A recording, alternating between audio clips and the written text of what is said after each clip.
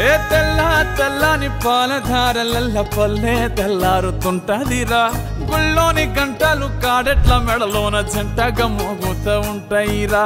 నాగలి భుజాన పెట్టుకుంటే దోస్తులు చెయ్యేసినట్టేరా